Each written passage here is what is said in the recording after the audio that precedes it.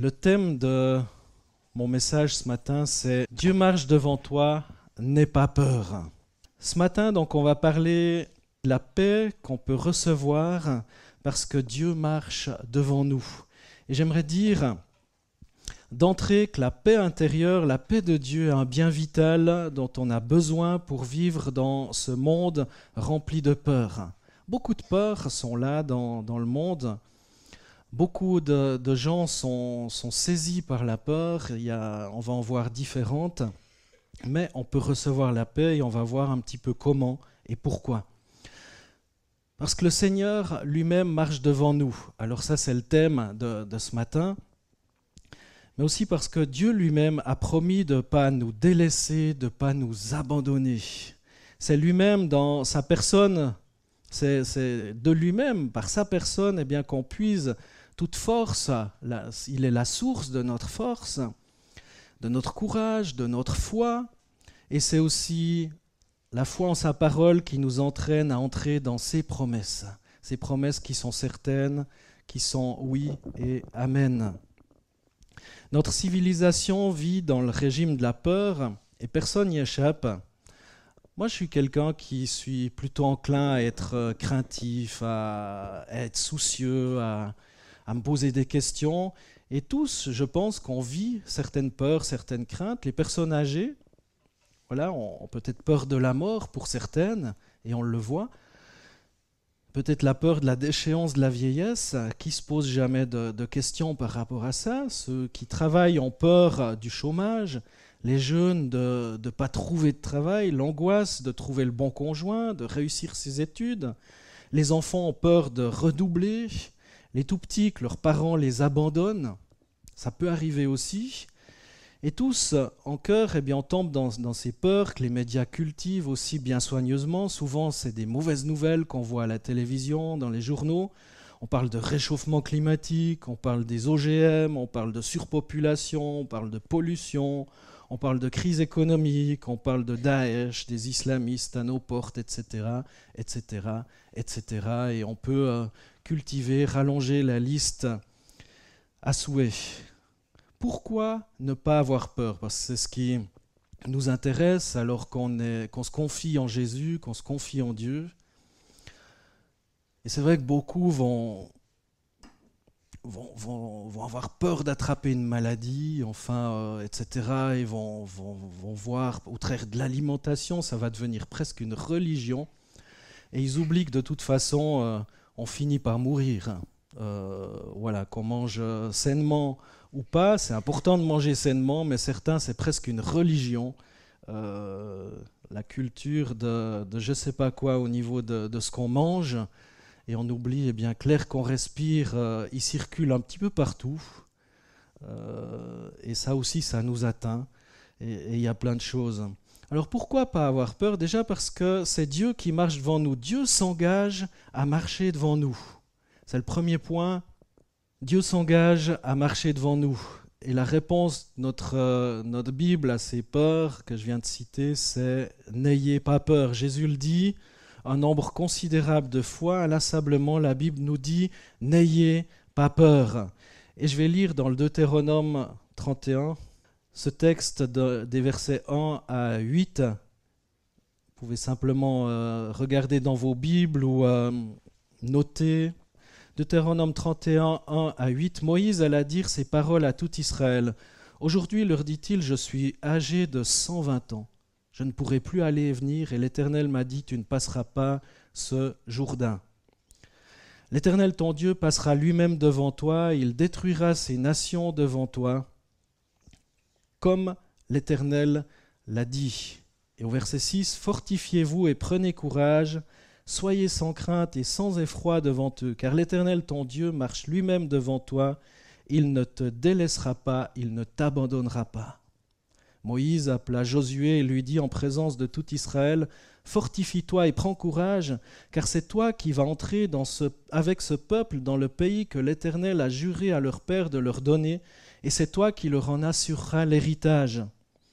L'Éternel marche lui-même devant toi, il sera lui-même avec toi, et il ne te délaissera pas, il ne t'abandonnera pas, sois sans crainte et ne t'épouvante pas. » Je suis toujours frappé, parce que c'était un problème lorsque je devais faire des rédactions à l'école. On me disait qu'il y avait trop de répétitions.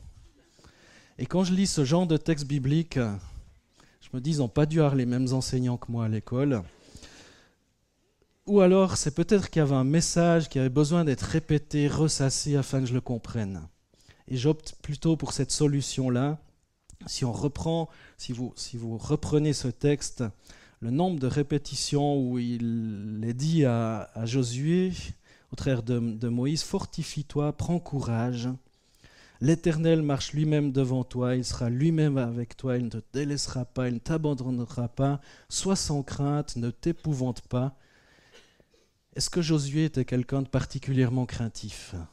Je ne pense pas, parce que c'est un homme de guerre, quelqu'un qui passait plutôt pour être courageux, on voit dans toute son histoire, mais il avait besoin qu'on lui rappelle « Fortifie-toi, prends courage ». Ce n'était pas quelqu'un qui passait pour être un craintif. Fortifiez-vous, prenez courage, ne vous effrayez pas, ne vous épouvantez pas. Et ce rappel nous est adressé à nous aussi. Pourquoi ? Parce que Dieu s'engage, comme pour Josué, à marcher devant nous. Pourquoi on n'aurait pas peur dans ce monde qui peut-être nous pousse à la peur ? En quoi la foi peut-elle nous aider à vaincre cette peur ? Il y a deux grandes catégories de réponses à ces questions. La première est centrée sur l'idée que toutes ces peurs sont d'ordre matériel. Bien souvent, la peur de manquer. Le monde matériel n'est de toute façon qu'une ombre qui passe, on le sait, de la poussière qui retourne à la poussière. L'Évangile nous incite à investir dans le domaine du spirituel, qui est celui du sens, de l'amour, du partage, de la grâce. Toutes ces choses qui demeurent. Or, quelle que soit la situation matérielle, notre situation matérielle, il est toujours possible d'avoir dans ce sens une vie belle, harmonieuse, pleine de richesse, pas forcément comme on l'a décrit au travers des valeurs de ce monde, de profondeur, de bonheur. Alors ça, c'était pour l'Ancien Testament. Dieu qui parle par la bouche de Moïse à Josué, celui qui va reprendre les rênes après que Moïse s'en aille. Dans Matthieu 10, Jésus va dire « Ne craignez donc pas ceux qui peuvent tuer le corps, mais qui n'ont pas le pouvoir de faire mourir l'âme. Craignez plutôt celui qui peut vous faire périr corps et âme dans l'enfer. » Des fois, ce texte nous est donné, je crois, pour nous rappeler qu'on place nos peurs au mauvais endroit. On place nos peurs au mauvais endroit. Ne craignez pas ceux qui peuvent tuer le corps, mais qui n'ont pas le pouvoir de faire mourir l'âme. Si notre âme, elle est enracinée, centrée sur le Christ, placée en Christ, si on est en Christ, le diable, notre ennemi véritable, peut rien contre nous, parce qu'on est en Christ. La deuxième catégorie de réponse repose sur la confiance dans l'action concrète de Dieu. Les choses semblent pouvoir aller mal, mais Dieu veille et Dieu fera ce qu'il faut pour nous sauver du pire. Et il faut pour ça croire en un Dieu pouvant agir matériellement et rapidement dans le monde, ce que ne croient pas tous les chrétiens.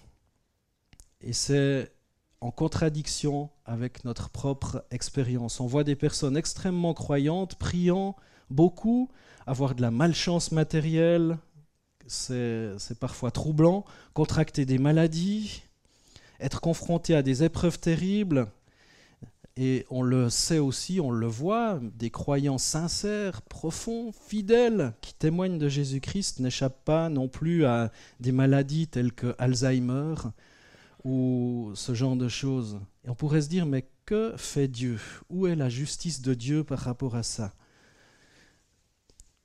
Et je crois qu'on est appelé à revenir à Jésus, en se posant, en regardant un petit peu à sa vie. Lui qui est Dieu, Fils de Dieu, il est de toute éternité. Souvenons-nous que Jésus, le Fils, n'a été épargné par peu de choses de ce qu'on redoute. Il a vécu dans un pays en guerre. Souvent, lorsqu'on lit la Bible, on oublie que cette terre d'Israël était occupée complètement par les Romains qui étaient des guerriers, qui avaient conquis cette terre par la violence. Ils étaient en situation d'occupation violente, ils étaient pauvres, rejetés. Jésus a même été torturé, abandonné, seul, mis à mort. Tout ça, il l'a aussi vécu. Alors si nous, on peut se dire, mais pourquoi est-ce qu'on vit ces choses? Qu'est-ce qu'on a fait? Certains disent, mais qu'est-ce que j'ai fait au bon Dieu pour mériter ça? On pourrait dire, qu'est-ce que Dieu a fait pour mériter autant de souffrance? Parce que Jésus est Dieu, évidemment, il est le Fils de Dieu, mais il est Dieu, il est de toute éternité. Où était Dieu? Pourquoi n'a-t-il rien fait? Et c'est ce cri qui était là, ce cri qui était là de Jésus à la croix. Mon Dieu, pourquoi m'as-tu abandonné? Tout ça fait que certains croient plus en Dieu. Ils disent, mais je ne peux plus croire en Dieu, j'ai trop souffert. Laissez-moi vous dire que le monde matériel a ses propres règles, il offre des joies, il est parfois cruel, mais peu importe, le royaume de Dieu, ce n'est pas le boire et le manger, mais c'est la justice et la paix. J'ai parfois vécu des grands troubles, quand des bien-aimés souffrent ou d'autres choses comme ça, où on se pose des questions, mais en se tournant véritablement vers Jésus, sans qu'une situation change, j'ai ressenti une paix profonde, une paix puissante de Dieu dans mon cœur. Et ça, je ne pourrais pas l'expliquer, mais ça change tout, et ça fait toute la différence. Dieu a une puissance spirituelle infinie, il peut transformer nos cœurs, il est une source immense de paix, de confiance, d'espérance, d'amour, de force, on l'a chanté ce matin. Et la foi, c'est ça, non pas attendre des miracles éventuels, incertains, mais savoir qu'en Dieu, quelle que soit la situation matérielle, on aura toujours assez parce qu'il est la fenêtre ouverte sur un autre monde et il est que lumière et paix. Et il a dit qu'il ne nous délaissera pas, il ne nous abandonnera pas et qu'il sera toujours là aussi pour pourvoir à nos besoins.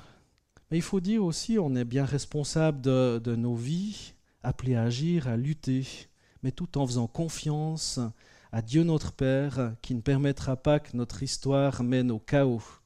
Matériellement, on peut le croire, plus ou moins, mais spirituellement, évidemment, eh bien, on a cette certitude de la vie éternelle. Cette certitude que Jésus a tout accompli. Dans Luc 12, verset 29, Luc 12, 29, il est écrit « Ne vous tourmentez donc pas à chercher continuellement ce que vous allez manger et boire.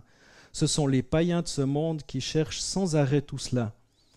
Mais vous avez un Père qui sait que vous en avez besoin. Préoccupez-vous plutôt du royaume de Dieu, et Dieu vous accordera aussi le reste. N'aie pas peur, petit troupeau, car il a plu à votre Père de vous donner le royaume. » Ne vous tourmentez pas. Combien de fois on se tourmente à chercher ce qu'on va manger? Et Jésus va dire, ce sont les païens qui le cherchent.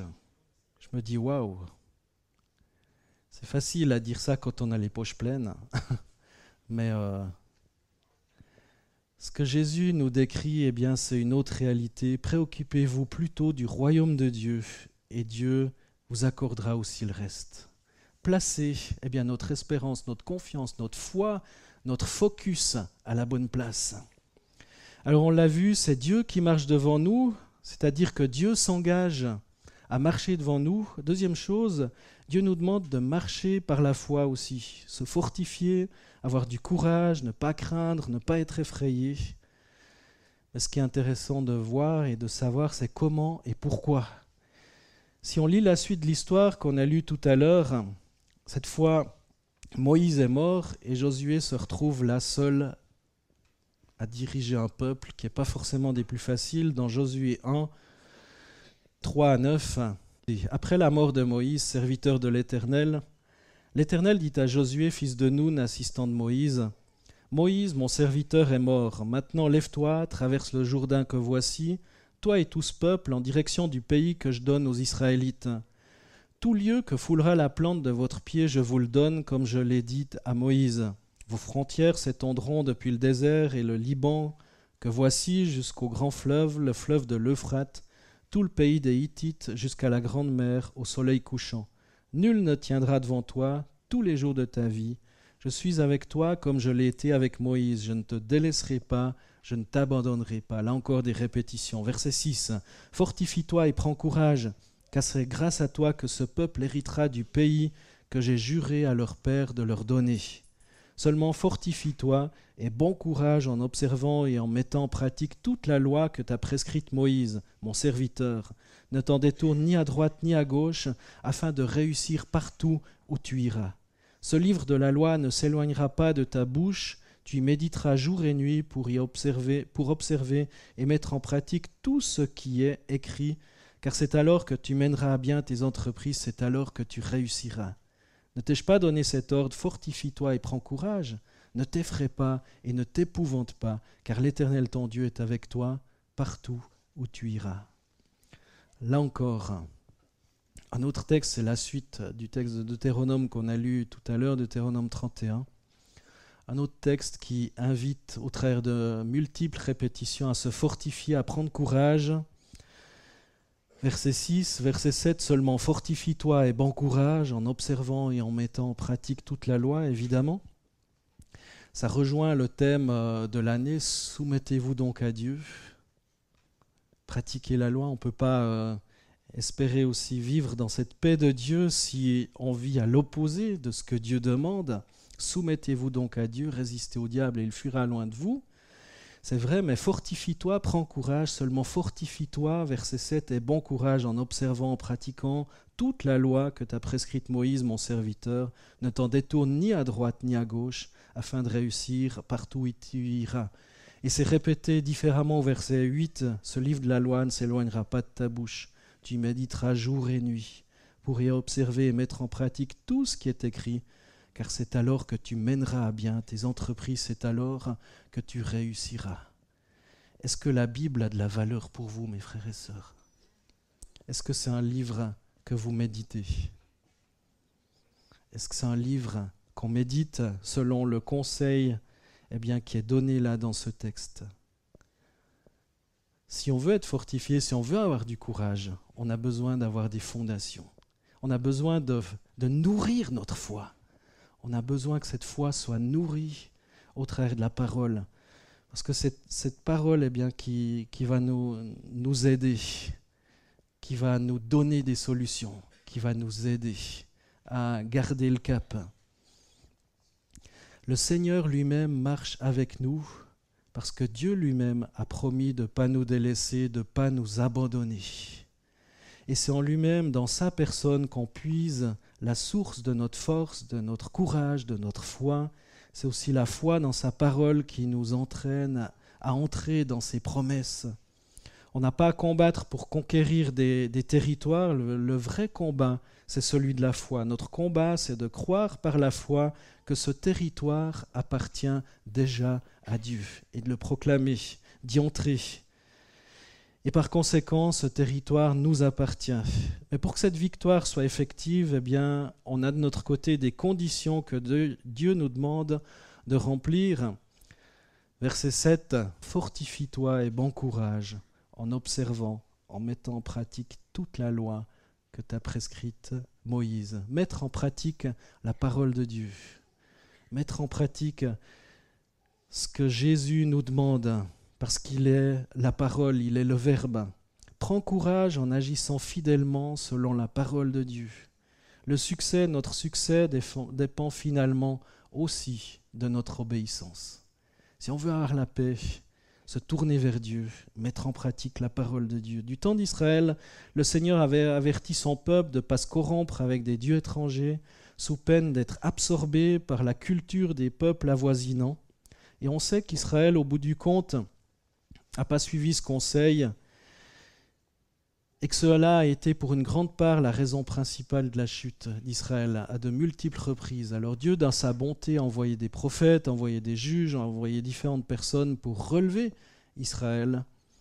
Mais lorsqu'Israël se détournait de la parole de Dieu, se détournait des ordonnances de l'Éternel, c'était de nouveau le chaos. L'ennemi d'Israël reprenait le dessus. Et nous-mêmes, on pense parfois que de faire un peu de politique en entrant dans certaines compromissions, on gagnera du terrain faire un petit peu, jongler un peu une partie d'équilibrisme entre la vérité et le mensonge, on gagnera du terrain. Mais dans l'absolu, c'est un très mauvais calcul. C'est un très mauvais calcul et à force de faire de l'équilibrisme, eh bien, on finit par tomber et se faire du mal. Si on veut être véritablement la lumière et le sel de ce canton, eh bien, on peut l'être que dans la mesure d'une intégrité fidèle à l'Évangile. On ne peut pas autrement. Il nous faut réaliser que c'est bien le royaume de Dieu qu'on veut amener et pas notre propre royaume, pas notre propre gloire. Parfois, on a peur d'être rejeté, c'est une des peurs nombreuses aussi qui peut nous assaillir. Le royaume de Dieu a ses lois, son éthique, sa justice, sa théologie. Et si on veut que ce royaume avance, eh bien on doit être alors des ambassadeurs fidèles, quitte pour ça à être moins aimés ou moins acceptés des hommes. Chaque fois qu'on veut toujours tout faire pour être bien aimé, bien accepté des gens, eh bien je crois qu'on fait erreur, parce que Jésus lui-même a été rejeté. Est-ce qu'on est plus grand que Jésus ? Et lorsqu'on proclame la vérité, immanquablement, cette vérité, elle dérange. Alors évidemment, on ne cherche pas à être déplaisant ou à se faire détester, ce n'est pas le but, l'objectif. Ça serait ridicule. On cherche à apporter la lumière, l'amour, la vérité. Mais parfois, cette lumière, cet amour, cette vérité, eh bien, dérange. Et c'est important, malgré tout, eh bien, de la proclamer, de l'annoncer. En fin de compte, en arrière-plan, la nature du combat qui fait rage tant dans les lieux célestes que dans les lieux terrestres est un combat entre deux forces, la vérité contre le mensonge. La vérité contre le mensonge. Et c'est que dans la mesure où on se tient fermement dans la vérité, eh bien qu'on aura réellement un impact de témoignage puissant et qu'on pourra faire avancer la cause du royaume de Dieu. Ici dans le Valais, parce que c'est là que Dieu nous a placés, c'est là que vous habitez, que vous êtes. Marcher dans la vérité et éviter toute forme de compromis, même si on se dit « Ah, mais ça peut servir la cause du royaume de Dieu », en finalité, ça fait que de rajouter un petit peu de confusion parfois. Alors j'ai dit ce matin que Dieu s'engage à marcher devant nous, Dieu nous demande de marcher par la foi, et Dieu nous demande, en finalité, pour terminer ce message, ce troisième point, Dieu nous demande de soigner notre être intérieur.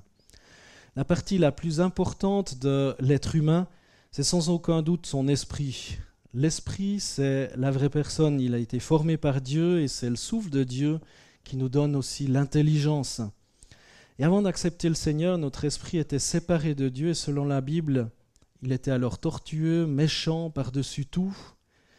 Et cependant, en acceptant le Seigneur, notre esprit a repris vie et c'est pourquoi le salut est appelé une nouvelle naissance. On est véritablement né de nouveau.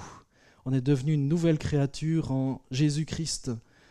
On est maintenant exhorté par la parole de Dieu à revêtir l'homme nouveau, créé selon Dieu, dans une justice, une sainteté que produit la vérité. On est appelé à fortifier cet homme intérieur, notre être intérieur. Et pour ça, eh bien, on a différents moyens à notre disposition.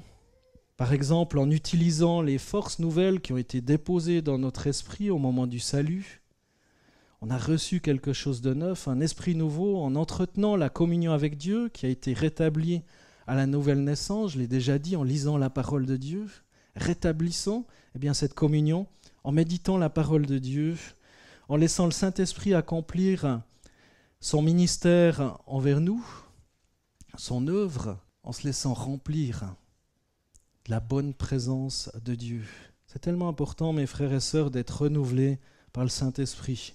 Dans 2 Corinthiens 4, il est écrit « C'est pourquoi nous ne perdons pas courage, et même lorsque notre homme extérieur se détruit, notre homme intérieur se renouvelle de jour en jour. Car un moment de légère affliction produit pour nous au-delà de toute mesure un poids éternel de gloire. Aussi, nous regardons non point aux choses visibles, mais à celles qui sont invisibles. C'est pourquoi nous ne perdons pas courage. Et même lorsque notre homme extérieur se détruit, notre homme intérieur se renouvelle de jour en jour. Même si la maladie, dit en d'autres termes, vous assaille. Même si vous êtes frappé par différents maux, le cancer ou d'autres maladies terribles, horribles, est-ce que votre être intérieur se renouvelle? Est-ce que votre communion avec Dieu va permettre que même si votre corps se détruit petit à petit, vous êtes quand même renouvelé dans l'esprit. C'est très important ce que je dis, parce personne ne peut se dire qu'il est épargné de tout malheur. Dieu ne nous l'a jamais promis d'être épargné de tout mal. Il a promis d'être avec nous tous les jours. Est-ce que notre être intérieur se renouvelle de jour en jour de par notre communion avec Jésus-Christ, avec Dieu, avec son esprit? Dans Corinthiens 1, il est écrit que la grâce et la paix vous soient données de la part de Dieu notre Père et du Seigneur Jésus-Christ. C'est en cultivant cette relation, cette communion, cette grâce et cette paix nous est donnée, nous est accordée. Dans Jean 14, les versets 1 et 27, il est écrit que votre cœur ne se trouble pas, croyez en Dieu, croyez aussi en moi. C'est Jésus qui parle, que votre cœur ne se trouble pas, croyez en Dieu, croyez en moi. Croire en Jésus. Verset 27, Jésus va dire, je vous laisse la paix, je vous donne ma paix. Moi, je ne vous donne pas comme le monde donne, que votre cœur ne se trouble pas et ne s'alarme pas. Pour avoir la paix du Christ, la paix du Seigneur dans nos vies, dans nos cœurs, il faut être en communion, en relation avec lui.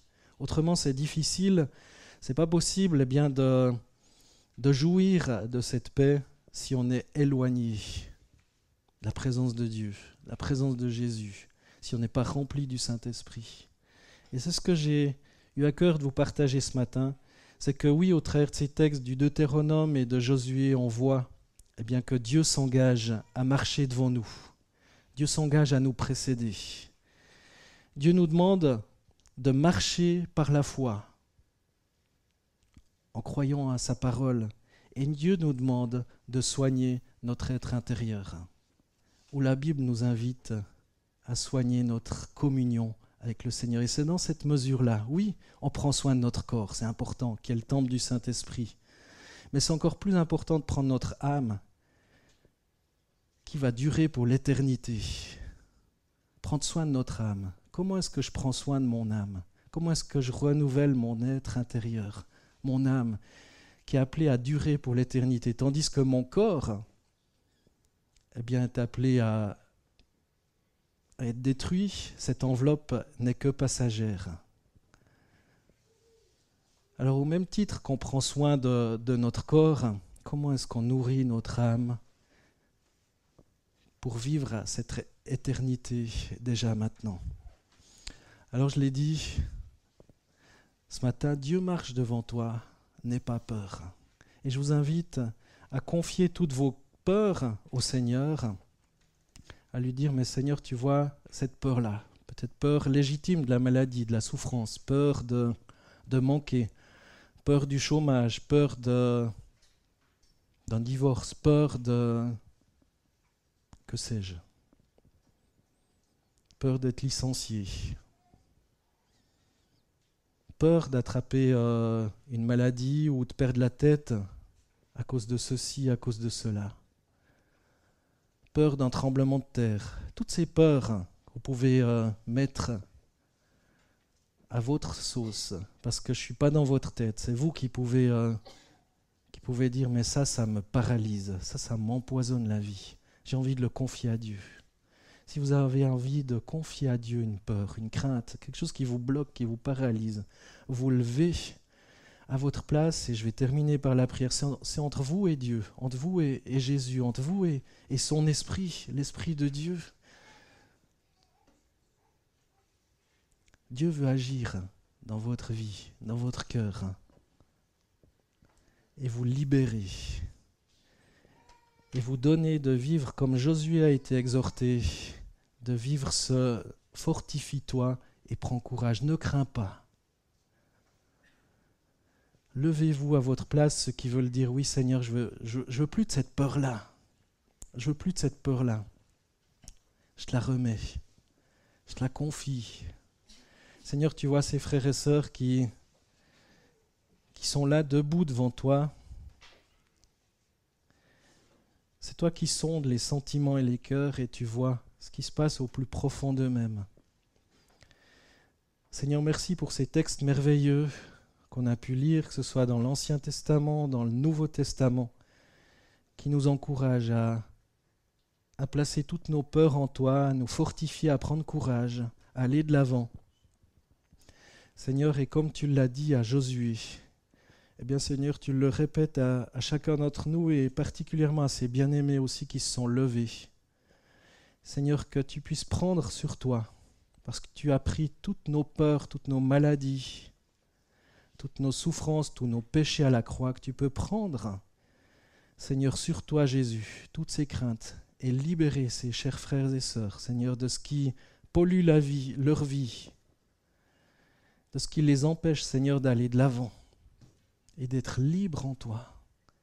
Béni soit ton nom, Jésus. Merci pour ta grâce, merci pour ta vérité, merci pour ton amour, merci parce que tu as triomphé des œuvres des ténèbres, et la peur est une œuvre des ténèbres. Gloire à toi, Jésus, pour ta victoire, pour ta mort, mais aussi et surtout pour ta résurrection. Parce que tu as triomphé de la mort, tu as triomphé des œuvres du diable, et tu veux donner, Seigneur, à ses frères de vivre dans ta victoire. Au nom de Jésus, amen.